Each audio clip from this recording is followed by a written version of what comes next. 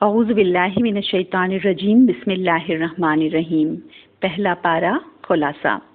سورۃ الفاتحہ قرآن کی پہلی سورت الفاتحہ ہے، جس میں ہم اللہ تعالیٰ کی تعریف اور اس کا شکر ادا کرتے ہیں اور اس سے سیدھے راستے کی طلب کرتے ہیں۔ نماز کی ہر رکعت میں یہ سورت تلاوت کی جاتی ہے، جس سے اس کی اہمیت کا اندازہ ہوتا ہے۔ اس سورہ میں ہم اللہ سے اپنے عہد کی تجدید کرتے ہیں کہ ہم صرف اسی کی عبادت اور اطاعت کریں گے اور صراط مستقیم کی اور اس پر جمے رہنے کی دعا کرتے ہیں۔ سورۃ البقرہ یہ مدنی سورہ ہے جو غزوہ بدر سے پہلے نازل ہوئی۔ اس میں خطاب زیادہ بنی اسرائیل سے ہے جو مدینہ کے معاشرے میں ایک اہم کردار رکھتے تھے۔ آیت 1 سے آیت 29 تک ہماری دعا اہدنا الصراط المستقیم کا جواب ہے۔ ذالک الکتاب لا ریب فیہ ھدی للمتقین۔ اللہ کی رحمت سے یہ ہدایت ملی، لیکن فائدہ کون اٹھائیں گے؟ متقین۔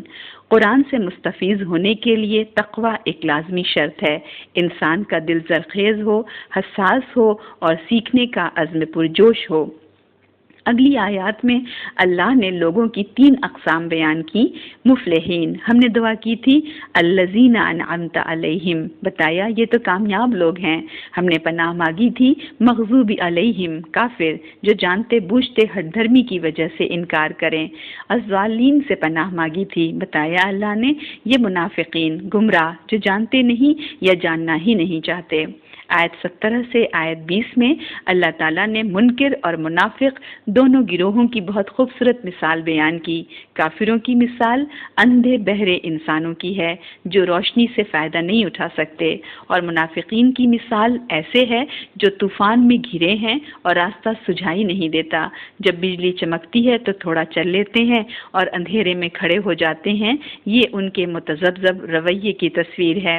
اس کے بعد آیات 26 سے آیت 27 میں فاسقین کا ذکر ہے جو اللہ کی حدود پامال کر کے ان سے باہر نکل جاتے ہیں۔ ایسے لوگ ہدایت نہیں پا سکتے۔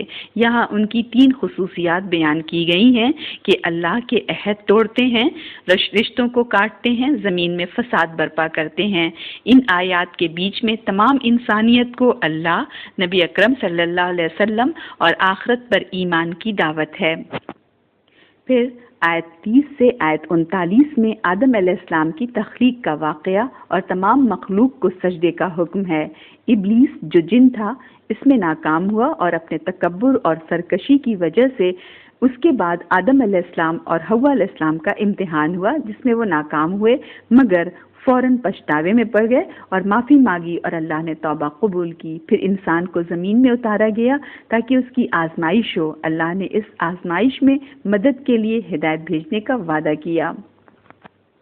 پھر آیت 40 سے آیت 59 تک بنی اسرائیل کا ذکر ہے۔ یہ انبیاء کے اور کتب الہی کے وارث تھے، اس لیے اللہ نے سورۃ فاتحہ کے بعد سب سے پہلے ان کو خطاب کیا ہے۔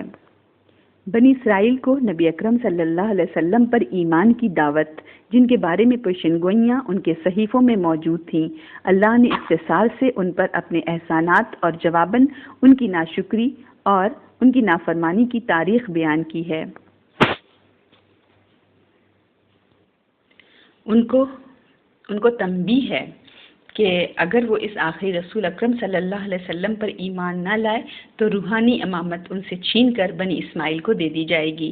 بنی اسرائیل کے کئی قبائل مدینہ کے آس پاس آباد تھے اور عرب تعلیم یافتہ ہونے کی وجہ سے ان کی بہت عزت کیا کرتے تھے۔ یہ لوگ ایک نئے نبی کے منتظر تھے، تو اب اس کے آنے پر ان کو دعوت دی جا رہی ہے کہ آگے بڑھ کر اس کا استقبال کریں اور اس کی مدد کریں، لیکن انہوں نے جانتے بوجھتے صرف حسد اور ضد کی وجہ سے مخالفت کی۔ ان کو تکبر کی وجہ سے یہ گوارا نہ ہوا کہ اپنے سے کم تر قوم میں سے ایک نبی پر ایمان لا کر اس کی اطاعت کریں۔ اس طرح ان کو اپنی سرداری خطرے میں محسوس نظر آئی، اس لیے ان سے فرمایا جا رہا ہے کہ نبی اکرم صلی اللہ علیہ وسلم کے پہلے انکاری نہ بنیں۔ وَاسْتَعِینُوا بِالصَّبْرِ وَالصَّلَاةِ، ان کو صبر اور نماز سے مدد لینے کا حکم۔ صبر اور نماز کا آپس میں بہت گہرا تعلق ہے، دونوں ایک دوسرے کو بڑھاتے ہیں اور مضبوط کرتے ہیں۔ یہ تعلق ساری زندگی کی سائیکل کی طرح چلتا رہتا ہے۔ صبر اور نماز سے یہ تقویت وہی لوگ حاصل کر سکتے ہیں جو خشوع اور آخرت پر مضبوط ایمان کے حامل ہوں۔ آیت 49 سے آیت 61 میں بنی اسرائیل کی تاریخ کے واقعات بیان ہوئے جن سے صرف ان کے علماء واقف تھے، تاکہ ان کو محمد اکرم صلی اللہ علیہ وسلم پر یقین ہو، ان پر اللہ کی بے پناہ انعامات اور ان کی سرکشی کی روداد جس کی وجہ سے وہ اللہ کے غضب کے مستحق ہوئے۔ آیت 62 میں اس آیت میں واضح کیا گیا کہ جنت کسی کا بھی قومی وطن نہیں ہے، بلکہ اس کے لیے شرائط ہیں: ایمان باللہ اور آخرت اور عمل صالح۔ ان چیزوں کے بغیر جنت میں داخلہ ناممکن ہے۔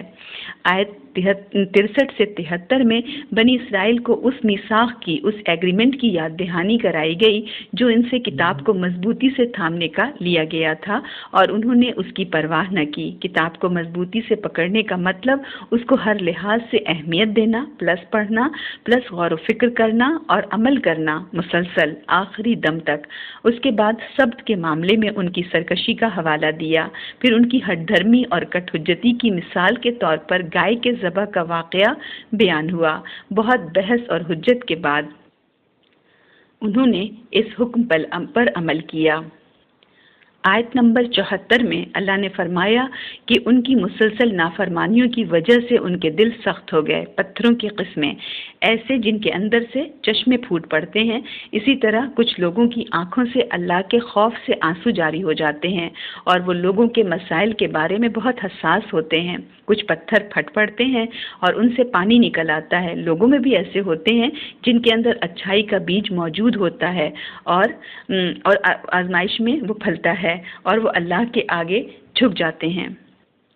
اور کچھ پتھر اللہ کے خوف سے گر پڑتے ہیں۔ بعض انسان بھی بظاہر سخت دکھائی دیتے ہیں، مگر اللہ کے احکام سن کر پگھل کر نرم پڑ جاتے ہیں اور تکبر نہیں کرتے۔ اشد قسوہ، جو کسی بھی آزمائش یا طریقے سے نہیں جاگتے اور پتھروں سے بھی زیادہ سخت ہوتے ہیں۔ آیت 75 سے آیت 82 تک مسلمانوں کو اس لالچ سے باز رہنے کی ہدایت کی کہ بنی اسرائیل ایمان لائیں گے۔ ان کے علماء کی تورات میں تحریف کی تاریخ بیان ہوئی، جو نبی اکرم صلی اللہ علیہ وسلم کی نشانیاں چھپانے کے لیے اس وقت کر رہے تھے تاکہ ان کی رسالت کو بے وقت کیا جا سکے۔ مسلمانوں سے حسد نے ان کو یہ بھی بھلا دیا کہ اللہ ان کے دلوں کے حال سے واقف ہے۔ ان کا تکبر ان کو ایسے نبی پر ایمان لانے اور اس کی اطاعت سے روک رہا تھا جو ان کے زوم میں ان میں سے حقیر قوم میں آیا تھا۔ ان کی اس ہٹ دھرمی کی وجہ ان کا یہ زوم تھا کہ وہ اللہ کی پسندیدہ قوم ہیں اور ان کو عذاب نہ ہوگا۔ مختصر دورانیہ جو بھی ہوگا تو تھوڑے پیریڈ کے لیے ہوگا۔ اللہ رحمان اور عادل ہے، وہ لوگوں سے ان کے عمل کی بنیاد پر انصاف فرمائے گا۔ پھر آیت نمبر 83 سے 103 تک بنی اسرائیل کو ایک اور اہم میثاق کی یاد دہانی کرائی گئی، جس میں خصوصیات یہ تھیں کہ اللہ کے سوا کسی کی عبادت نہیں کرنی، والدین، قریبی رشتہ داروں، یتیموں، مسکینوں کے ساتھ احسان کا برتاؤ کرنا ہے، لوگوں سے خوبصورتی سے بات کرنی ہے، نماز اور زکوٰۃ کی پابندی کرنی ہے۔ اس کے بعد ایک اور میثاق، ایک اور ایگریمنٹ ہے جو اللہ نے بنی اسرائیل سے لیا کہ ایک دوسرے کو یعنی اپنے ہی بھائی بندوں کو قتل نہ کریں گے، اپنے بھائیوں کو جلا وطن نہیں کریں گے، دوسروں کے ساتھ مل کر اپنے ہی لوگوں پر چڑھائی نہیں کریں گے، اگر ان کے بھائی کبھی دشمن کے قیدی بن گئے تو ان کو فدیہ دے کر چھڑائیں گے۔ بنی اسرائیل نے اس میثاق کی دھجیاں بکھیر دیں اور آپس میں خوب قتل و غارت کی، لیکن جب اپنے لوگ قیدی بن جاتے تو ان کو چھڑانے کے لیے فدیے لے کر پہنچ جاتے۔ اللہ نے ان کی یہ منقسم اطاعت قبول نہ کی اور فرمایا، کیا تم کتاب کے بعض حصے پر ایمان لاتے ہو اور بعض سے کفر کرتے ہو؟ اللہ کو انسان کی اپنی خواہشات پر مبنی ایسی ٹوٹی پھوٹی اطاعت کی ضرورت نہیں ہے۔ اس روش کی سخت سزا اللہ نے بیان فرمائی، دنیا میں ذلت اور آخرت میں شدید عذاب۔ ان کے جرائم کی اور تفصیل اللہ نے پے در پے ان کی قوم میں رسول بھیجے اور آخر میں عیسیٰ ابن مریم کو مبعوث فرمایا جو بہت واضح معجزات کے ساتھ آئے، لیکن ان کا یہ رویہ سب کے ساتھ متکبرانہ تھا۔ ان کو اللہ پر غصہ تھا کہ آخری رسول اکرم صلی اللہ علیہ وسلم کو ان کی قوم کے بجائے بنی اسرائیل میں کیوں نکالا جو ان کے زوم میں ان میں سے کم تر قوم تھی۔ اس ضد اور حسد کی وجہ سے انہوں نے انکار کر دیا، حالانکہ یہ اللہ کا حق اور حکمت ہے کہ کس کو اور کس قوم میں اپنا رسول بھیجنا ہے۔ یہود جبریل السلام کو اپنا دشمن سمجھتے تھے۔ ان کو متنبہ کیا گیا کہ اللہ کے فرشتوں اور رسولوں سے دشمنی اللہ سے دشمنی ہے، اور اللہ بھی ایسے ناشکروں کا دشمن ہے۔ جب بھی کوئی قوم اللہ کی کتاب سے روگردانی کرتی ہے تو حقیر کاموں میں منہمک ہو جاتی ہے۔ یہی حال بنی اسرائیل کا ہوا۔ اللہ کی کتاب کو پیٹھ پیچھے پھینک کر وہ جادو ٹونے، فالگیری اور اس طرح کے بے فائدہ مشاغل میں پڑ گئے۔ ایسے وقت میں اللہ نے ان کی آزمائش کے لیے 2 فرشتے ہاروت اور ماروت بھیجے، جو لوگوں کو متنبہ کر دیتے تھے کہ وہ آزمائش ہیں اور جو ان سے سیکھے گا اس کا آخرت میں کوئی حصہ نہیں، لیکن پھر بھی وہ لوگ ان سے وہ چیز سیکھتے جن سے میاں بیوی میں جدائی ڈال سکیں۔ اس طرح وہ نکاح کے مقدس رشتے کو پامال کر کے اپنے ہی معاشرے کی بنیادوں پر کلہاڑی چلا رہے تھے۔ اللہ کے اذن کے بغیر جادو یا کوئی بھی علم کسی کو نقصان نہیں پہنچا سکتا۔ کرنے کے کام یہ ہیں ہمارے لیے کہ ہم تکبر نہ کریں جادو کرنے اور اس کے وہم سے بچیں، کیونکہ اسلام میں جادو کفر ہے۔ آیت نمبر 104 سے آیت نمبر 123 تک یہود اور منافق رسول اکرم صلی اللہ علیہ وسلم کی محفلوں میں آپ صلی اللہ علیہ وسلم کو ایذا پہنچانے کے لیے ذو معنی الفاظ استعمال کرتے، جیسے رائنا جو توجہ حاصل کرنے کے لیے عرب معاشرے میں رائج تھا، اس کو زبان موڑ کر رائنا کر دیتے، جس کا مطلب تھا ہمارا چرواہا۔ اللہ نے ان کے اس شرارت پر مسلمانوں کو کسی منفی رد عمل اختیار کرنے کے بجائے اس لفظ ہی کو ان کی مجلسی زندگی سے نکال کر انہیں انظرنا کہنے کی ہدایت کی، جس کو غلط استعمال نہ کیا جا سکتا تھا، اور غور سے سننے کو کہنا تھا کہ ایسے الفاظ کی ضرورت ہی ہو، ایسا الفاظ بولیں۔ پھر ہے ان تمام ایذا رسانیوں اور تکالیف کے مقابلے میں مسلمانوں کو نماز، زکوٰۃ سے مدد لینے کی ہدایت ہے، جس سے انفرادی طور پر ان کا تزکیہ ہوگا اور اجتماعی طور پر یہودیوں کی چالوں اور سازشوں کے مقابلے میں مضبوط ہوں گے۔ اللہ اپنی راہ میں ان کی تمام کوششوں اور قربانیوں سے واقف ہے، تو وہ اس پر بھروسہ کریں اور نیکیوں میں بڑھتے رہیں۔ ان کا ایک اور پروپیگنڈا یہ تھا کہ نجات کے لیے یہودی یا نصرانی ہونا لازم ہے، اور ان مذاہب کی تصدیق بھی قرآن کرتا ہے۔ حالانکہ خود یہود و نصارہ میں سخت دشمنی تھی، مگر اسلام دشمنی میں دونوں یکجان ہو گئے تھے۔ اللہ ان سے سوال کرتا ہے کہ وہ اپنی کتابوں سے دلیل لائیں اس بات کی سچائی کی کہ صرف یہود و نصارہ ہی جنت میں جائیں گے۔ اللہ فرماتا ہے کہ اللہ کی خوشنودی حاصل کرنے والے لوگ صرف مسلم اور محسن ہوں گے۔ من اسلم وجہہ للہ، یعنی جو شخص اللہ کے آگے اپنے پورے وجود اور تمام صلاحیتوں کے ساتھ جھک کر سر تسلیم خم کر دے گا، اللہ کی اطاعت کرے گا، وہ کامیاب ہوگا۔ آپس کے گروہی اختلافات کی وجہ سے امتوں نے اپنی عبادت گاہیں اور قبلہ الگ الگ بنا لیے تھے اور ایک دوسرے کو اپنی عبادت گاہوں سے روکتے تھے۔ اس باہمی تعصب کی وجہ سے تفرقہ پھیل رہا تھا، خاص طور پر اس وقت مشرکین عرب مسلمانوں کو مسجد الحرام میں داخلے سے روک رہے تھے اور اس طرح فساد پھیلا کر اس مسجد کی تخلیق کے سبب سے روگردانی کر رہے تھے۔ مسجدوں کی تعمیر کا مقصد ایک اللہ کی عبادت ہے اور کوئی کسی کو اس عبادت سے روک نہیں سکتا۔ البتہ متنبہ کر رہا ہے کہ ایسے لوگوں کو یہ حق حاصل نہیں ہے کہ وہ ان مسجدوں میں داخل ہوں مگر خوف سے۔ یہ اشارہ تھا اس بات کا کہ عنقریب قریش سے مسجد حرام کی تولیت چھین لی جائے گی اور طاقت کا توازن مسلمانوں کے جانب ہو جائے گا۔ اللہ کی بات 6 سال میں پوری ہو گئی۔ یہ قرآن کا من جانب اللہ ہونے کا ثبوت ہے۔ آگے اللہ تعالیٰ فرماتا ہے کہ قبلہ کی سمت عبادت کا ایک ظاہری مظہر ہے اور یہ باہمی اختلاف کی وجہ نہیں ہونی چاہیے۔ اللہ اپنے لامحدود اور لازوال علم کی بدولت ہر جگہ موجود ہے۔ یہود و نصارہ نے اپنے الگ قبلے بنا کر باہمی بہت تفرقہ کیا تھا اور قبلہ کی تبدیلی کے حکم پر اسلام کے خلاف بہت زیادہ پروپیگنڈا کر رہے تھے۔ اس کی تردید میں اللہ نے فرمایا، اس کا مطلب یہ ہے کہ قبلہ کی اپنی اہمیت ہے مگر گو ہر مقصود اللہ کی رضا اور اس کی مکمل اطاعت ہے۔ آیت نمبر 124 سے آیت نمبر 141 تک۔ آیت 40 سے اب تک اللہ نے بنی اسرائیل پر اپنے احسانات اور رد عمل میں ان کی سرکشی کی تفصیل بیان کی۔ اس کا مقصد ان کو یہ باور کرانا ہے کہ اب وہ اللہ کی پسندیدہ امت نہیں رہے۔ اس کے بعد کعبہ کی تعمیر کا ذکر ہے جو 4000 سال سے انسانوں کی عقیدت کا مرکز اور محور اور امن کا گہوارہ ہے۔